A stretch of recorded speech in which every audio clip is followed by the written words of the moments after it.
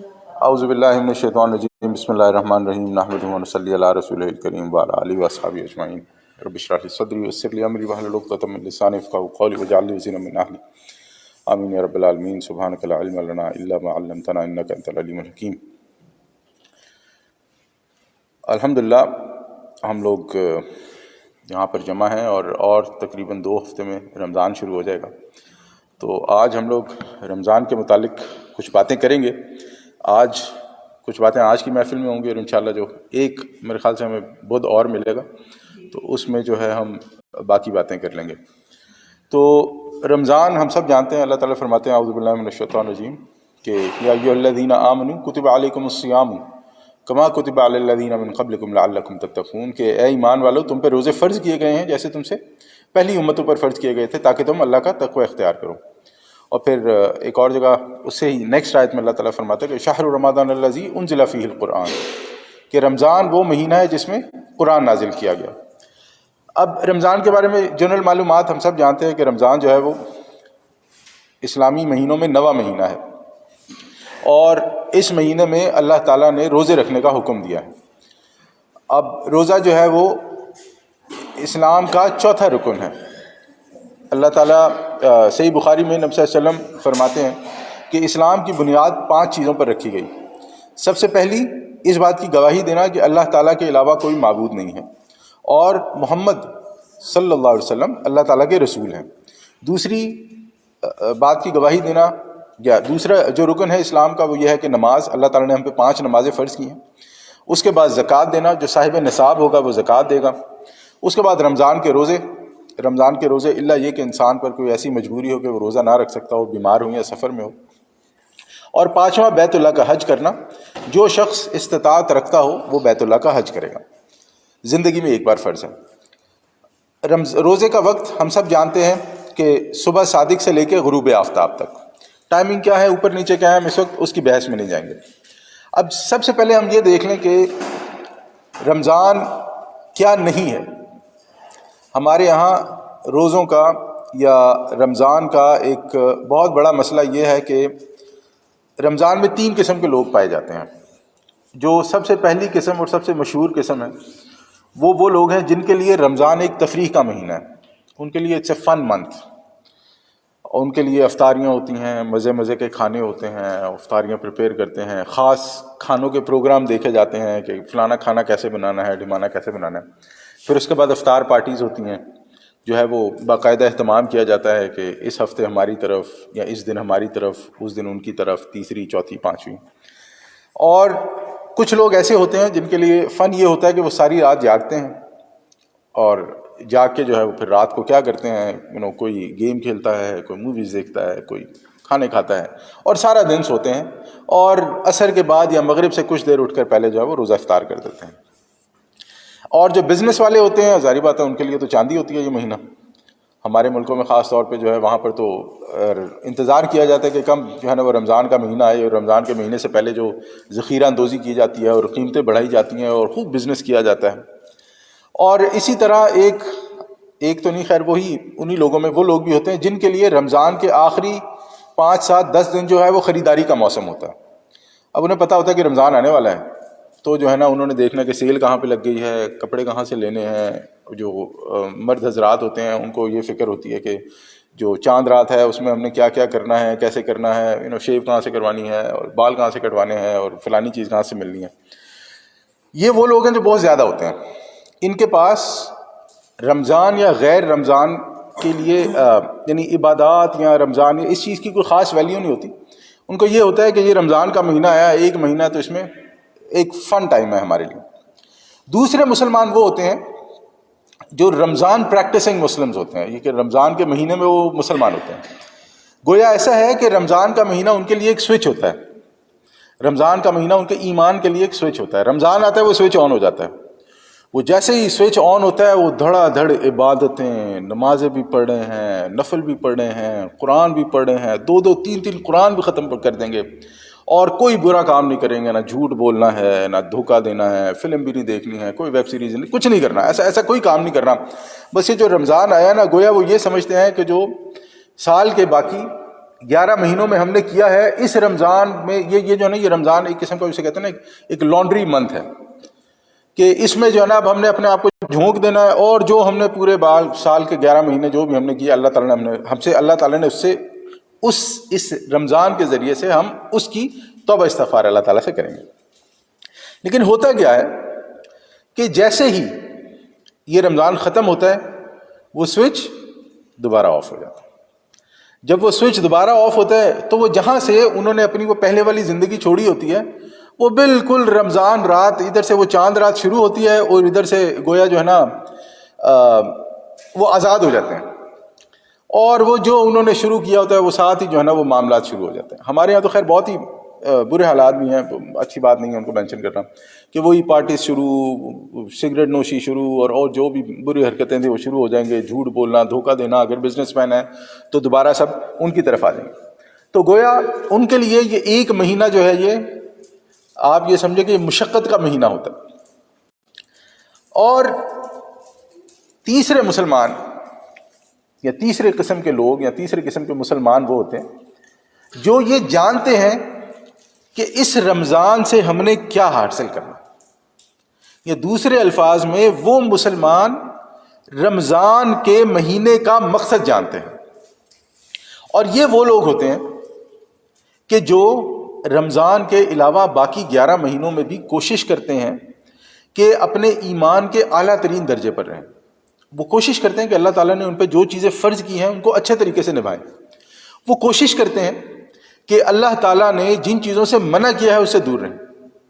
اب جب وہ 11 مہینے اس طرز پر گزارتے ہیں تو رمضان ان کے لیے بونس کا مہینہ ہوتا ہے، نیکیاں کمانے میں، ثواب کمانے میں ان کے لیے یہ ہوتا ہے بونس کا مہینہ۔ پھر وہ اس مہینے سے پورا فائدہ اٹھاتے ہوئے انشاءاللہ اپنے لیے جنت لکھوا لیتے ہیں۔ اب اس سے ہمیں یہ سمجھ میں آیا کہ ہمیں جو رمضان آنے والا ہے، سب سے پہلے اپنا یہ جائزہ لینا ہے کہ ہم کس کیٹیگری میں فال کرتے ہیں، اور اس چیز کی کوشش کرنی ہے کہ اگر ہم لوگ ایک ثقافتی، روایتی یا رسمی یا رمضانی مسلمان ہیں تو اس سے کیسے نکلنا۔ ورنہ ہوگا یہ کہ جو بھی رمضان کے مہینے میں بھوکا پیاسا رہنے کی مشقت کی جاتی ہے، مشقت کیا اور کیا کہیں گے، تکلیفیں اٹھائی جاتی ہیں، کھانے نہیں کھائے جاتے، پانی نہیں پیتے ہیں، یا عبادتیں کی جاتی ہیں، وہ عبادتیں جو ہے وہ ایکسرسائز بن جائیں گی۔ اگر ہم لوگ اس چیز سے باہر نہیں نکلیں گے تو ہوگا یہ کہ گویا ہم لوگ جہاں سے شروع ہوئے تھے اس رمضان کے مہینے میں وہ تمام مشقتیں کرنے کے بعد صرف اپنا آپ خوش کر لیا کہ ہم نے روزے رکھ لیے، ہم نے نمازیں پڑھ لی، میں نے تراویحیں بھی پڑھ لی، میں نے روزے بھی رکھ لیے، میں نے سب کچھ کر لیا، میری کلین سلیٹ ہو چکی ہے، میری سلیٹ جو ہے، میرے اعمال جو ہے وہ منکر نکیر نے جو ہے نا وہ جو غلط وہ لکھنے والا ہے نا اس نے سب کلین کر دیا، اور اب میں دوبارہ زیرو پہ آ گیا ہوں، تو گویا میرے لیے دوبارہ سے تمام برائیاں جو ہے وہ شروع کرنے میں کوئی حرج نہیں۔ تو یہاں پہ ہمیں یہ سمجھنا ہمارے لیے یہ بہت ضروری ہے کہ اللہ تعالیٰ نے آخر اس روزے کا مقصد کیا بتایا۔ ہم سب جانتے ہیں، یا ایھا الذین آمنوا کتب علیکم الصیام، کہ تم پر روزے فرض کی گئے ہیں جیسے تم سے پہلی امتوں پر، کما کتب علی الذین من قبلکم لعلکم تتقون، تاکہ تم اپنے اندر تقوی پیدا کر سکو۔ یہاں پر ایک اور چیز بھی سمجھنے والی ہے کہ اللہ تعالیٰ فرما رہے ہیں کہ یہ صرف تمہارے لیے نہیں ہے، یعنی کوئی ایسی چیز نہیں ہے جو تم پہ نہیں آ گئی ہے، تم سے پہلے لوگوں پر بھی فرض ہے۔ اور اگر آج ہم دیکھیں اپنے ارد گرد، خاص طور پہ یہود اور نصارہ ہیں، کرسچنس تو وہ تو ہیں ہی، لیکن اس کے علاوہ اگر ہم دوسری اقوام میں بھی دیکھیں، دوسرے مذاہب میں، تو روزہ کسی نہ کسی فارم میں ان میں بھی پایا جاتا ہے۔ بھوکا پیاسا رہنے کا ایک تصور، کچھ صحیح کچھ غلط کچھ مکس جیسا بھی ہے، کہیں نہ کہیں پایا جاتا ہے۔ تو اس کا مطلب ہے کہ یہ کوئی ایسی نئی چیز نہیں ہے جو اللہ تعالیٰ نے انٹروڈیوس کی ہے۔ لیکن دوسری چیز ہمارے لیے سمجھنی یہ ہے کہ کیا بھوکا پیاسا رہنے سے انسان کو تقوی حاصل ہو جاتا ہے؟ یعنی کہ کیا بھوکا پیاسا رہنے سے انسان ایک اچھا مسلمان، ایک اچھا انسان بن سکتا ہے؟ کیونکہ ہم تو دیکھتے ہیں کہ دنیا میں بہت ساری جگہیں جہاں پہ لوگوں کو کھانے پینے کے بہت پرابلمس ہیں، حتیٰ کہ صاف پانی بھی نہیں ملتا، کھانا تو بڑی دور کی بات ہے، ان کی بنیادی زندگی کی ضرورتیں بھی پوری نہیں ہوتی، لیکن پھر بھی ان کے اندر تقوی نہیں پیدا ہوتا۔ تو اس کا مطلب یہاں پر کہیں پر یہ بات مسنگ ہے کہ لوگ یہ نہیں جانتے کہ تقوی کیا ہے۔ جبکہ اللہ تعالیٰ ایک دوسری جگہ فرماتا ہے سورہ آل عمران میں کہ یا ایھا الذین آمنوا، اے لوگوں جو ایمان لے کر آئے ہو، اتقوا اللہ، اللہ تعالیٰ سے ڈرو، حق تقاتہ ہی، جیسا کہ اس سے ڈرنے کا حق ہے، ولا تموتن الا وانتم مسلمون، اور دیکھو مرتے دم تک مسلمان ہی رہنا۔ اور اسی طرح ایک حدیث ہے، بخاری اور مسلم کی حدیث ہے، کہ نبی صلی اللہ علیہ وسلم نے فرمایا کہ نبی صلی اللہ علیہ وسلم سے پوچھا گیا کہ سب سے معزز انسان کون ہے، سب سے عزت والا شخص کون ہے؟ تو نبی صلی اللہ علیہ وسلم نے فرمایا کہ سب سے عزت والا شخص وہ ہے جو سب سے زیادہ متقی ہو، پرہیزگار ہو۔ جنرلی عام طور پر تقوی کیا ہے، پہلے ہم یہ دیکھ لیتے ہیں۔ تو شریعت میں تقوی لفظ کا استعمال دو معنی میں ہوتا ہے، دونوں ہی صحیح ہیں۔ ایک اللہ تعالیٰ سے ڈرنا، دوسرا گناہ سے بچنا، معاصی سے بچنا، برائی سے بچنا۔ گویا تقوی کا حاصل یہ ہوا کہ ہم لوگ اللہ تعالیٰ سے ڈرتے ہوئے اپنی تمام ناجائز خواہشات اور جو غلط قسم کے کام ہیں، جو گناہ ہیں، جو منکرات ہیں، جو فواحش ہیں، ان سے بچیں۔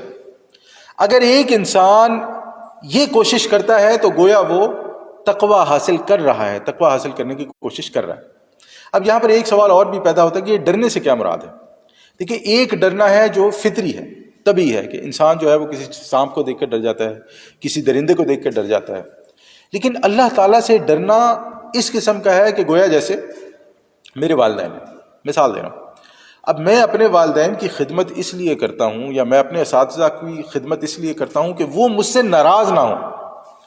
میرے اندر یہ عنصر پایا جانا چاہیے کہ میری ناراضگی، میرا ڈر جو ہے وہ یہ ہے کہ کہیں وہ مجھ سے ناراض نہ ہو جائیں، اور میں انہیں خوش کرنے کی پوری کوشش کرتا ہوں۔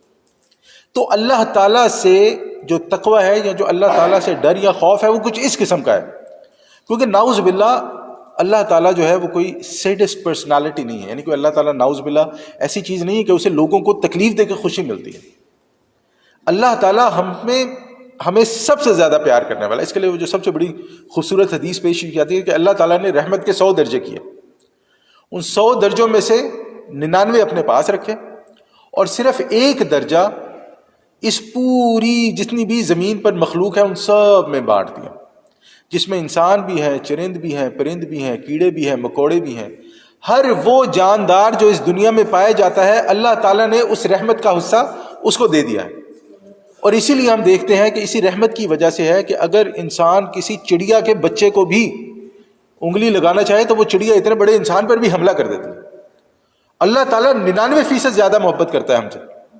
تو اس کا مطلب ہے کہ جو ڈرنے والا معاملہ ہے وہ اللہ تعالیٰ کی رحمت سے دوری والا معاملہ نہ ہو، اللہ تعالیٰ کو ایسا ناراض کرنے والا معاملہ ہو۔ تو دوسرا سوال یہ پیدا ہوتا ہے کہ اللہ تعالیٰ نے فرمایا کہ تقوی حاصل کرو، تو اب یہ رمضان میں کیسے حاصل ہوگا؟ ہمارا مین فوکس اس چیز پر ہے کہ یہ تقوی ہم لوگ رمضان میں کیسے حاصل کریں گے۔ تو اسے یہ جاننے سے پہلے کہ رمضان میں یہ تقوی کیسے حاصل کیا جائے، ہمارے لیے چند ایک چیزوں کا سمجھنا ضروری ہے کہ آخر انسان کیا چیز ہے۔ اللہ تعالیٰ نے جو ہمیں بنایا ہے تو ہم لوگ کیا ہیں، ہم لوگ اپنے وجود کے بارے میں پہلے جان لیں، تاکہ ہم یہ جان لیں کہ ہم لوگ رمضان میں روزے رکھ کر اس وجود پر جو ہم لوگ کھانے اور پینے سے رکنے کی مشقت کرتے ہیں اس کا حاصل کیسے ہوگا۔ تو ہم لوگ 2 چیزوں سے بنے ہوئے ہیں، ہر انسان 2 چیزوں کا مرکب ہے، ایک اس کا یہ جسم جو مادہ ہے، اور ایک اس کی روح جو باطن ہے۔ اب یہ جو جسمانی ضروریات ہیں، ہمیں جسم ڈھانپنے کے لیے کپڑا چاہیے، پینے کے لیے پانی چاہیے، کھانا چاہیے، رہنے کے لیے گھر چاہیے، غذا چاہیے، اور جو بھی تمام چیزیں ہیں، اس جسم کی جتنی بھی ضروریات ہیں وہ تمام پوری کرنے کے لیے اللہ تعالیٰ نے زمین میں کوئی نہ کوئی بندوبست فرما دیا ہے۔ پانی چاہیے، بارش ہوتی ہے، پانی مل جاتا ہے۔ ہوا چاہیے، آکسیجن چاہیے، اللہ تعالیٰ نے درخت پیدا کیے ہیں، ان میں سے ہوا گزرتی ہے، ہمارے لیے آکسیجن پیدا ہوتی ہے۔ ہم تکلیف میں ہیں، کوئی بیماری آ گئی ہے، اللہ تعالیٰ نے اس کے لیے کوئی نہ کوئی دوا بنا دی ہے، اگر نہیں بنائی تو اللہ تعالیٰ نے ایسے وسائل مہیا کر لیے ہیں کہ انسان ان وسائل کو استعمال کرتے ہوئے اپنے لیے دوا کا بندوبست کر لیتا ہے۔ دوسری چیز ہے باطنی حقیقت، جو ہمارے اندر روح رکھی گئی ہے، وہ کیا چیز ہے؟ صحیح بخاری اور مسلم کی روایت ہے کہ کچھ یہودی نبی صلی اللہ علیہ وسلم کے پاس آئے، آپ کا امتحان لینا چاہتے تھے، اور آپ نے ان سے پوچھا کہ یہ جو روح ہے اس کی حقیقت کیا ہے؟ اب نبی صلی اللہ علیہ وسلم جو ہے اس پہ اس وقت خاموش ہو گئے، تو اللہ تعالیٰ نے سورہ اسراء میں آیت نازل فرمائی. اللہ تعالیٰ نے فرمایا کہ اے نبی صلی اللہ علیہ وسلم یہ آپ سے پوچھتے ہیں وَيَسْأَلُونَكَ عَنِ الرُّوحِ، یہ آپ سے روح کے بارے میں سوال کرتے ہیں. قل، تو ان سے کہہ دیجئے قل الروح من امر ربی، روح میرے رب کا حکم ہے. اور اس کے بعد کیا فرمایا؟ وما اوتیتم من العلم الا قلیلا، اور تمہیں جو علم دیا گیا ہے وہ بس تھوڑا سا ہی علم ہے. تو ہمیں یہ سمجھ آئی کہ ایک تو یہ کہ روح جو ہے وہ اللہ تعالیٰ کے حکم سے ہے. کیسے ہے ہم نہیں جانتے، اس کی اصل حقیقت کیا ہے ہم نہیں جانتے. یہ ہمارے جسم کے ساتھ کیسے منسلک ہے ہم نہیں جانتے. جسم بلکہ روح اور جان کا کیا تعلق ہے ہم نہیں جانتے. اس کی وجہ کیا ہے؟ وما اوتیتم من العلم الا قلیلا، اللہ تعالیٰ نے تمہیں جو علم دیا ہے وہ بس تھوڑا سا ہی علم ہے. تو روح کے بارے میں ہمارے لیے اتنا جان لینا کافی ہے کہ یہ روح اللہ تعالیٰ کی طرف سے ہم میں ودیت کی گئی. اور ہم لوگ دو چیزوں سے بنے ہیں، ایک ہے جسم جس کے پیدا کرنے کے وسائل اللہ تعالیٰ نے مہیا فرما دیا ہے، ایک طریقہ ہے اس کے طریقے سے جسم بنتا ہے، اللہ تعالیٰ نے اس کا ایک طریقہ رکھا ہے.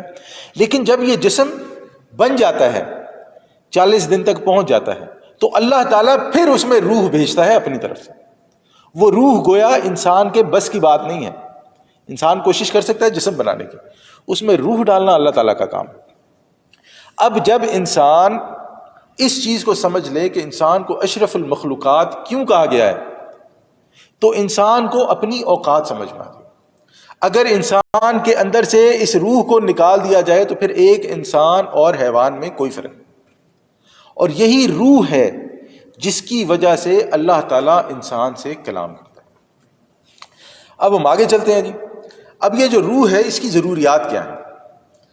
تو انسان اپنے باطن کی ضرورت، اپنی روحانی ضرورت پوری کرنے کے لیے اللہ تعالیٰ سے اپنا رشتہ جوڑتا ہے، اللہ تعالیٰ سے اپنا ایک ناطہ بناتا ہے. اس کی مثال ہم تھوڑی سی سمجھیں گے. دیکھیں ہم نے دیکھا ہوگا کہ ایک انسان بڑا خوش نظر آتا ہے، اللہ تعالیٰ کی دی ہوئی تمام نعمتیں اس کے پاس موجود ہیں، کھانے کا مسئلہ نہیں، پینے کا مسئلہ نہیں، گھر دیا ہوا ہے، فیملی دی ہوئی ہے، بچے اس کے پاس ہیں، ہر چیز ہے، پیسہ بھی اس کے پاس بے بہا ہوتا ہے. لیکن وہ شخص روتا ہے کہ مجھے سکون نہیں. ہمارے ارد گرد ایسے لوگ آپ کو مل جائیں گے کہ جن سے بات کرتے ہوئے بھی دوسرا انسان ڈرتا ہے کہ یار یہ شخص بڑا ہی بدتمیز قسم کا آدمی، یا بڑے ہی بدتمیز قسم کی عورت ہے، ہم تو یہ سب منہ بھی نہیں لگانا چاہتے. یا ان لوگوں کے اندر ایک ایسی تلخی پیدا ہو چکی ہوتی ہے کہ وہ خود بھی یہ جانتے ہیں لیکن اس کا کچھ کر نہیں سکتے. اس کی وجہ یہ ہے کہ ہمارے یہ جو جسم ہے اور اس کے اندر جو ہماری ایک روح ہے، ان دونوں کی ضروریات مختلف ہیں.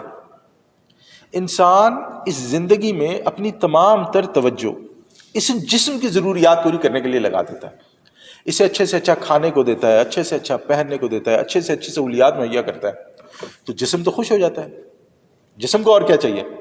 لیکن اندر جو روح ہوتی ہے وہ پیاسی ہوتی ہے، وہ بھوکی ہوتی ہے، وہ اندر تڑپتی ہے.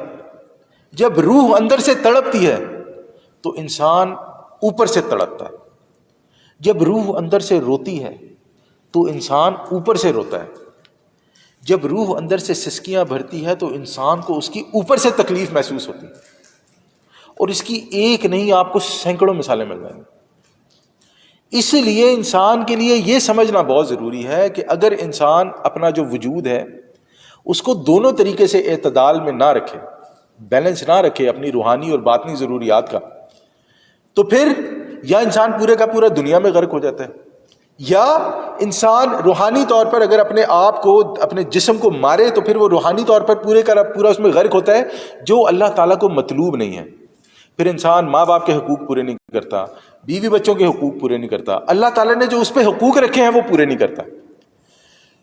تو اب دوسری بات کہ رمضان میں یہ تقویٰ کیسے حاصل ہوگا، یہ جو اعتدال ہے یہ ہمیں کیسے ملے گا، اس کے لیے ہمیں کیا کرنا ہے؟ تو ہمیں ایک چیز سمجھنی ہے کہ یہ جو ہمارے اندر اللہ تعالیٰ نے انسانی تقاضے، جسمانی تقاضے رکھے ہیں، یہ بڑے اسٹرانگ ہیں، یہ بڑے منظور ہیں. جب انسان کو بھوک لگتی ہے تو پھر انسان اس چیز کی تمیز نہیں کرتا کہ یہ حلال ہے یا حرام ہے، جو اسے چاہیے وہ اسے چاہیے، اسے پیٹ بھرنا ہے.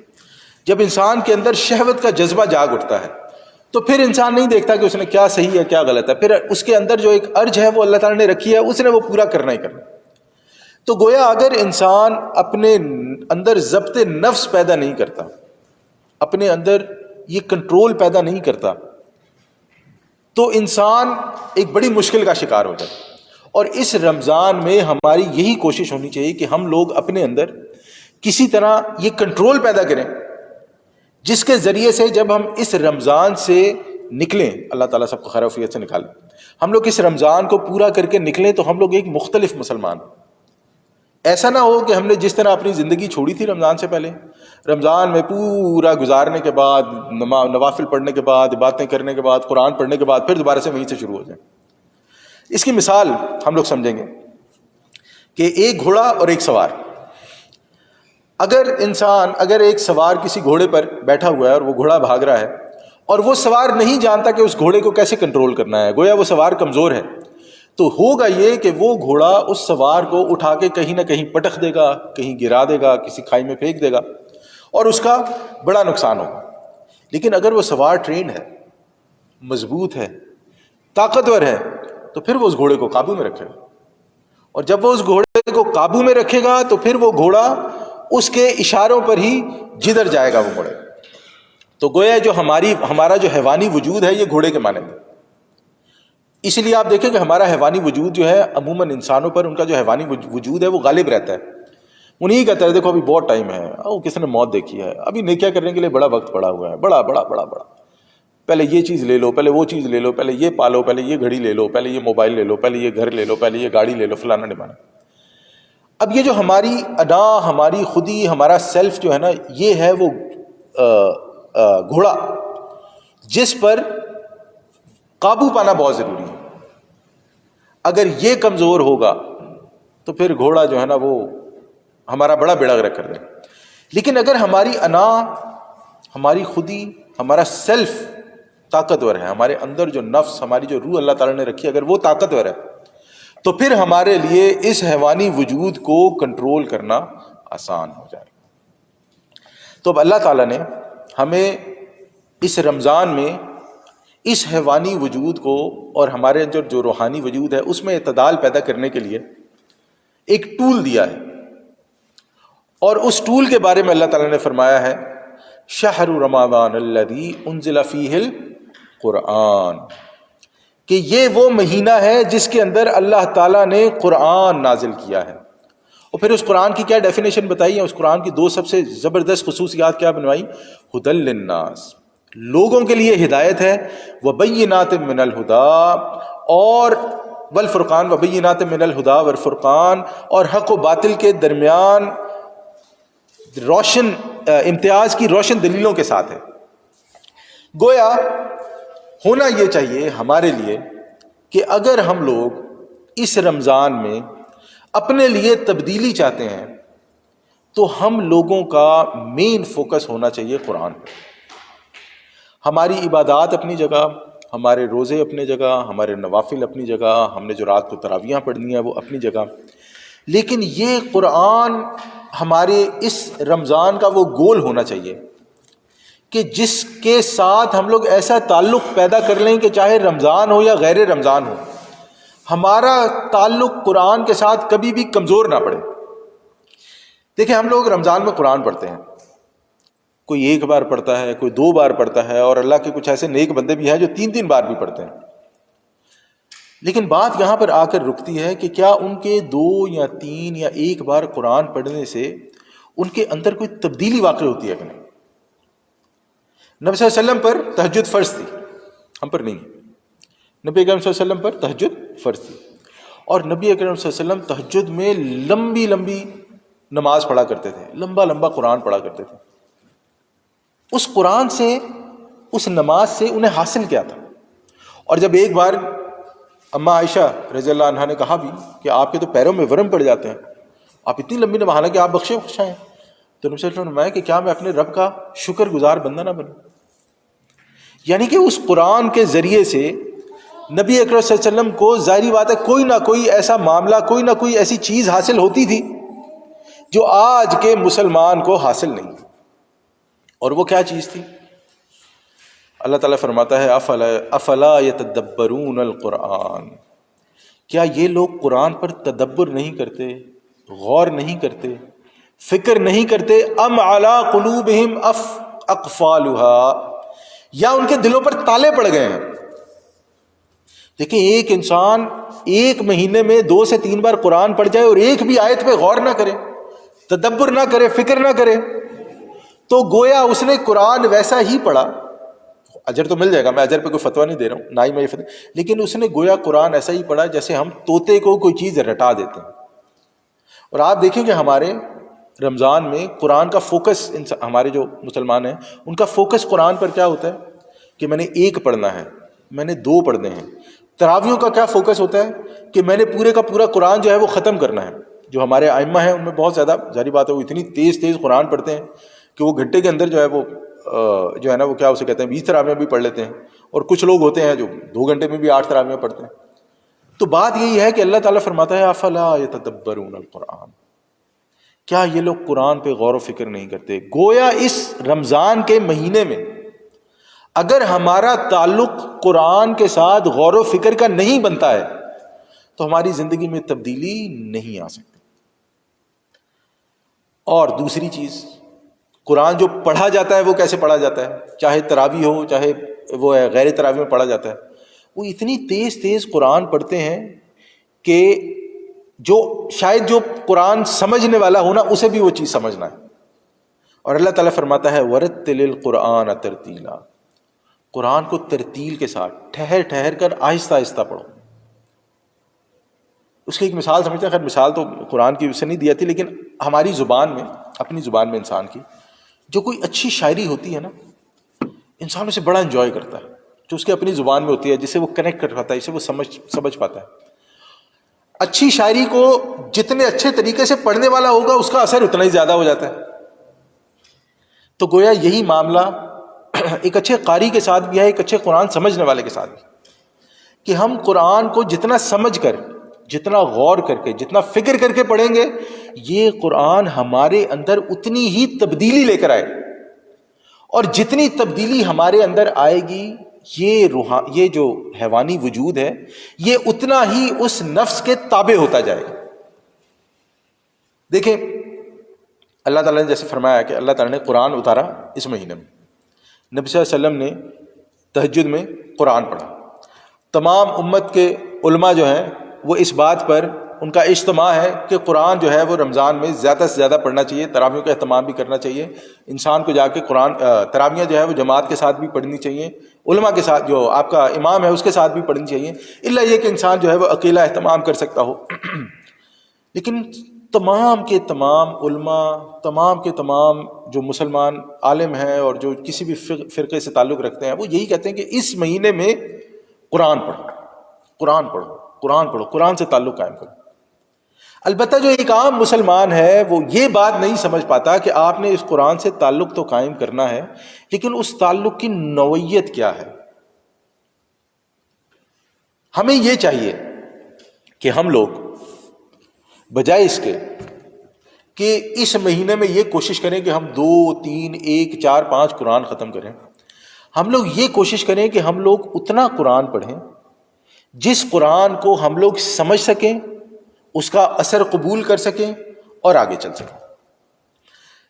مسند احمد کی روایت ہے کہ صحابہ کرام فرماتے تھے، صحابہ کرام بتاتے تھے کہ ہم لوگ قرآن کی 10 آیات سیکھتے تھے، ان پہ تدبر کرتے تھے، ان پہ غور کرتے تھے، جب تک ان کو سمجھ نہیں جاتے تھے تب تک ہم لوگ آگے نہیں بڑھتے تھے. گویا جو نبی صلی اللہ علیہ وسلم کے اصحاب تھے، اللہ تعالیٰ ان پہ کروڑوں رحمت میں فرمائے، رضی اللہ عنہم ورضوا عنہ، وہ اللہ تعالیٰ سے راضی، اللہ تعالیٰ ان سے راضی. گویا وہ لوگ ایمان اور عمل ایک ساتھ سیکھ رہے تھے، انہوں نے ایمان کو اور عمل کو علیحدہ علیحدہ نہیں کیا تھا. لیکن ہمارا معاملہ اس لیے بڑا گھاٹے کا بن چکا ہے کہ ہم لوگ رمضان میں تمام کا تمام زور عمل پہ لگا دیتے ہیں، لیکن اس سے ایمان کا کیا حاصل ہے یہ پیچھے چلے جاتا ہے.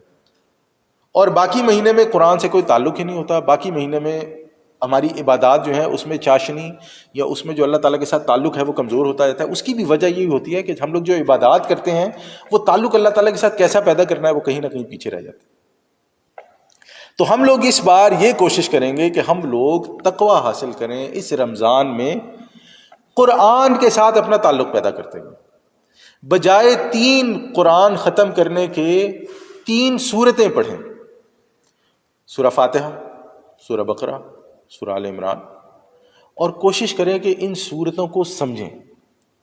اللہ تعالیٰ نے ان سورتوں میں کیا احکامات دیے ہیں، ان میں ایسی وہ کون سی چیزیں ہیں کہ جس کے ذریعے سے اللہ تعالیٰ نے جب قرآن کے شروع میں ہی فرما دیا، سورہ بقرہ کے شروع میں فرما دیا کہ ذالک الکتاب لا ریب فیہ، کہ یہ وہ کتاب ہے جس میں کوئی شک نہیں، اور پھر فیہ ھدی للمتقین، کہ یہ وہی کتاب ہے جس میں جو ہے وہ ہدایت ہے، اور دوسری طرف اللہ تعالیٰ فرماتا ہے کہ شہر رمضان الذی انزل فیہ القرآن ھدی للناس وبینات من الھدی والفرقان، متقین کے لیے بھی ہدایت ہے، لوگوں کے لیے بھی ہدایت ہے۔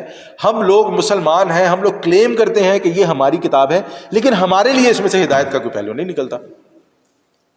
آپ دیکھیں نا، آج مسلمان ود آل دا ریسپیکٹ تمام دنیا میں سب سے ذلیل قوم سمجھے جاتے ہیں۔ وہ زمانے میں معزز تھے مسلمان ہو کر، علامہ اقبال فرماتے ہیں پہلوں کے بارے میں، اور ہماری ذلیل ہونے کی کیا وجہ فرماتے ہیں؟ تم خوار ہوئے تارک قرآن ہو کر، گویا ہم لوگوں نے قرآن کو چھوڑ دیا اور ہم لوگوں نے اپنے اوپر ذلت وضربت علیہم الذلۃ والمسکنۃ وباؤوا بغضب من اللہ۔ اللہ تعالیٰ جو ہے نا یہود کے بارے میں یہی فرماتا ہے کہ جب انہوں نے تورات کو چھوڑ دیا تو ان پر جو ہے نا مسکنت اور ذلت اور اللہ تعالیٰ کا عذاب آ گیا ان پر۔ تو ہم لوگوں کو یہ کوشش کرنی چاہیے اس قرآن میں، ہم لوگ آج یہاں تک اپنی بات رکھیں گے، انشاءاللہ اگلی نشست میں ہم دیکھیں گے کہ کیسے تعلق پیدا کیا جائے۔ تو ہم لوگ یعنی کہ کیسے تعلق ہے، اگلے ہم اس میں دیکھیں گے ہم لوگ اپنے گولز کیسے سیٹ کریں گے۔ تو ہم لوگ اس بار اس رمضان میں یہ تہیہ کر لیں کہ ہم نے زیادہ سے زیادہ کوشش کرنی ہے قرآن کو سمجھ کر پڑھنے کی، ایسے پڑھنے کی کہ قرآن کے ساتھ ہمارا تعلق پیدا ہو، اور ایسا تعلق پیدا ہو کہ جب تک اگلا رمضان نہیں آ جاتا وہ کم از کم ختم نہ ہو۔ دیکھیں کم زیادہ ہوتا رہتا ہے، ایمان انسان کے اندر اللہ تعالیٰ نے ایسا رکھا ہے کہ ایمان کم بھی ہوتا ہے، ایمان زیادہ بھی ہوتا ہے، الا یہ کہ وہ بالکل ہی نیچے گر جائے، وہ ایک علیحدہ چیز ہے۔ تو ہم لوگ یہ کوشش کریں گے اس رمضان میں کہ ہم لوگ زیادہ سے زیادہ قرآن پڑھیں، زیادہ سے زیادہ قرآن سے تعلق پیدا کریں، زیادہ سے زیادہ قرآن کو سمجھنے کی کوشش کریں، اور بجائے یہ کرنے کے کہ ہم لوگ جو ہے نا قرآن پڑھے الحمد للہ رب العالمین مالک یوم الدین، اس طرح پڑھنے کے بجائے الحمد للہ رب العالمین، الحمد للہ، الحمد کا کیا مطلب ہے؟ الحمد للہ ہی کیوں ہے؟ رب العالمین، اللہ تعالیٰ نے اللہ کو عالمین کیوں نہیں کہا، رب العالمین کیوں استعمال کیا؟ الرحمن الرحیم، رحمان کیا ہے، رحیم کیا ہے؟ مالک یوم الدین، یوم الدین کیا ہے؟ کیا صرف قیامت ہی یوم الدین ہے؟ اور دین کا کیا مطلب ہے؟ یوم القیامہ ہونا چاہیے تھا، یوم الدین کیوں ہے؟ یہ چھوٹی چھوٹی چیزیں، زیادہ تفاسیر اگر کسی کو شوق ہے تو ٹھیک ہے، لیکن بہت زیادہ تفاسیر میں جانے کی بجائے ہم لوگ کم از کم قرآن کا ترجمہ اور کم از کم اس کے ساتھ ایک تعلق پیدا کر سکیں۔ اگر اس رمضان میں یہ کرنے میں کامیاب ہو جاتے ہیں تو انشاءاللہ آگے آنے والی پوری زندگی میں تبدیلی آئے۔ آپ کی اپنی زندگی میں تبدیلی کا مطلب ہے کہ آپ کا جن کے ساتھ تعلق ہے آپ ان کی زندگی میں تبدیلی لے کر آئیں گے، جن لوگوں میں آپ اٹھتے بیٹھتے ہیں آپ ان میں تبدیلی لے کر آئیں گے، جو آپ کام کرتے ہیں اس میں اللہ تعالیٰ کی طرف سے برکت آئے گی، آپ اپنی زندگی میں جس رحمت کے طلبگار ہیں اللہ تعالیٰ وہ آپ پہ نازل کرے گا، کیونکہ آپ اللہ تعالیٰ کے کلام کے ساتھ جڑے ہیں۔ تو ہم اللہ تعالیٰ سے دعا کرتے ہیں کہ ہم نے جو بھی پڑھا اللہ تعالیٰ اس پر عمل کرنے کی توفیق عطا فرمائے۔ اس رمضان میں اللہ تعالیٰ ہمارا تعلق قرآن کے ساتھ جوڑ دے، قرآن کو پڑھنے والا بنا دے، قرآن کو سمجھنے والا بنا دے، ہمارے دل میں قرآن کا نور پیدا فرما دے، اور اس قرآن کے ذریعے سے ہماری تمام مشکلات پریشانیاں دور فرمائے، ہمیں عزت عطا فرمائے، ہم پہ رحمت فرمائے، ہمارے معاملات میں برکت پیدا فرمائے، اور ہماری تمام مشکلات پریشانیاں دور فرمائے۔ وصلی اللہ تعالی علی خیر خلقہ اجمعین برحمتک یا ارحم الراحمین، وآخر الدعوانا ان الحمد للہ رب العالمین۔